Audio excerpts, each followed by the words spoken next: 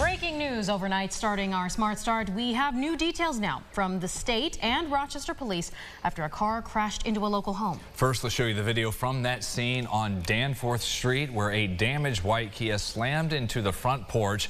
Police say the car crashed into the home and one of the residents inside got out and shot at the driver. Multiple shots. Driver wasn't hit.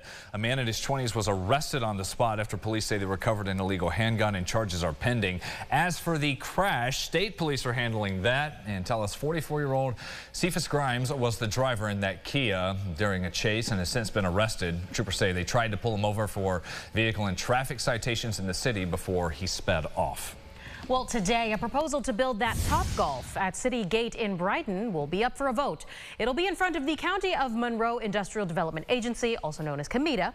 Along with the driving ranges, Topgolf is well known for indoor spaces with TVs, food and drink, and there are several locations, many of them, in fact, across the country. Topgolf projects it'll bring 300 permanent jobs and up to $250 million in annual revenue. County Executive Adam Bello says he hopes it'll attract tourists, boost the economy, but there have been those speaking out against the project and the more than $4 million in tax breaks that the company is asking for. That vote for the tax incentives will start today at noon. Also happening today, public schools around New York State have their budget votes. Every decision will affect you, the taxpayers, within the different districts, depending on how much the school proposes to raise or lower your taxes. The tax levy for a district essentially tells a school district how much voter support they'll need in order to pass any budget changes. In a developing case, skeletal remains found by a survey crew in Newark late last week have now been identified as those of Kevin Heiss, who disappeared in the fall of 2022. Police say investigators did search the canal and the shoreline at the time of the initial disappearance, but they never found any sign of him. His remains were found Friday on East Union Street. Authorities say this investigation will continue. And a Rochester restaurant is officially shut down, at least temporarily, ordered to do so after an ATV gathering led to 4 officers getting hurt. This was a wild scene Sunday. Aron Spitzer has been following this story. She's here in the studio with the very latest. Aron. Yes, Mayor Malik Evans ordered Casa Campo to shut down as part of an effort to crack down on businesses he says, quote, encourage bad behavior. This came a day after police said several RPD officers were injured trying to stop a group riding ATVs, mopeds, and dirt bikes on East Main Street. Neighbors told News 8 they often see these types of vehicles in the restaurant's parking lot after it closes. They say they were surprised the owners allowed this, given the restaurant offers a lot to the community. RPD says after reviewing social media videos, the parking lot wasn't random and the group was encouraged to gather there. From what we're told, Casa Campo cannot reopen until representatives have met with the city's law department to find a path forward. Guys, back to you. Aron, thanks. The Rochester mother who brutally abused her children in January last year entered a guilty plea to first-degree manslaughter and second-degree assault in court. Raja Love beat her 1-year-old son to death. That was Amias Love, and injured her 2-year-old daughter at their home on Joseph Ave. Investigators described the injuries as horrific to the baby's skull, face, neck, and liver, and the toddler, his sister, had abrasions on multiple parts of her body. Following the plea hearing Monday, the prosecutor on the case said, unfortunately, this type of abuse is all too common around Monroe County. It's the cases that you don't see on the news that everybody should be more scared of. You don't see a lot. You don't see most of our filing cabinet. It's when it gets to this point that the community takes note and takes interest. But every kid deserves better than what we are doing currently. Love initially pleaded not guilty to murder and assault charges. Then one of those was lessened as the prosecution made a deal with the defense. She's still facing up to 28 years in prison when she's formally sentenced in August. The little girl, the toddler, her daughter, was placed in the care of the grandmother. The 60-year-old Brighton man killed in a crash in Pittsford last week has been identified. The Monroe County Sheriff's Office says that victim is Wei-Gyo Peng just before 9:30 p.m. Friday. Deputies say they responded to the intersection of Jefferson Road and Park Square Lane for that crash. One vehicle was apparently trying to make a left turn onto Jefferson when the accident happened. Peng, a passenger in one of those vehicles, died on the scene. Deputies tell us the crash was a result of poor weather conditions and low visibility.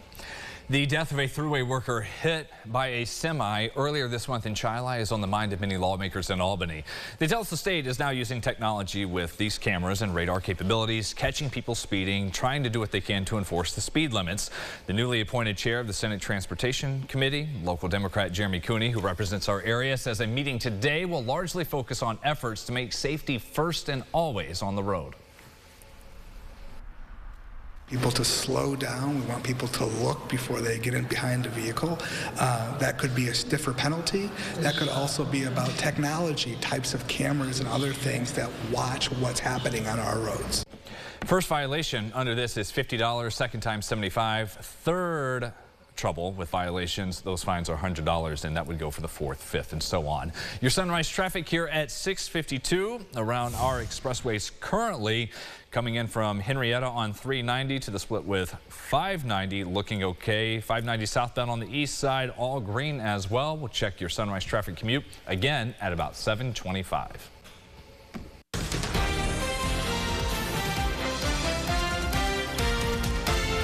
News 8's your local election headquarters. And with the presidential election this November, federal officials are trying to keep tabs on AI and make sure that artificial intelligence is not used to overly influence politically promoted material. Let's go back to January as we reported this robocall went out featuring a voice that sounded like President Joe Biden. It went to Democrats in New Hampshire.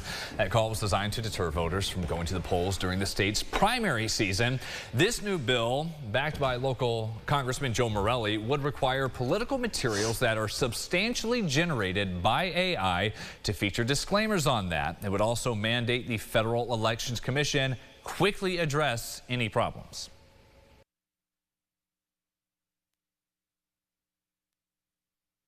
Voters can and should be confident in the information that they are relying on when making their decisions on how to cast their votes.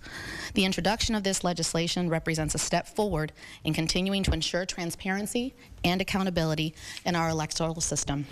Some AI alterations would still be allowed under this, for example, if the tech is used to crop the image or correct the color of a photo or video. Well, Hosier's Unreal Unearthed tour is making a stop here in Western New York this week.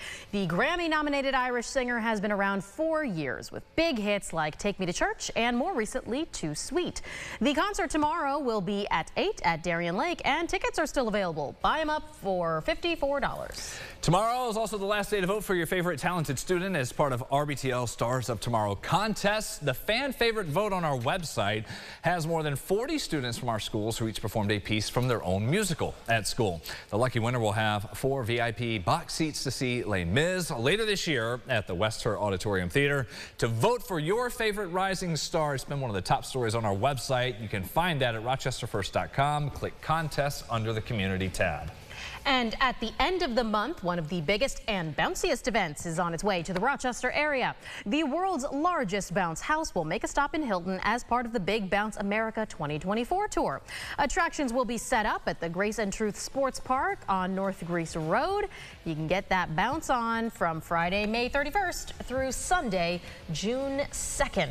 Wow, that is a big one. Look at that. Looks insane. What are the height restrictions there, James? Yeah. You can hop out there? Yeah. Cool. Hey, they got enough room for us, I think. Yeah, I've never seen anything like that. I didn't know that existed. No, this is wild. I know, and you have to take the kids now. You're contractually obligated. Yeah. Well, hopefully, I think it's 3 just seems a little too young for that. Okay, okay, that makes sense. But I think maybe they have smaller ones. But 30, for the little kids. now we're talking. Yeah. All right, so weather-wise, today we're trying to find any way to cool off. If we are outside, numbers in the upper 80s.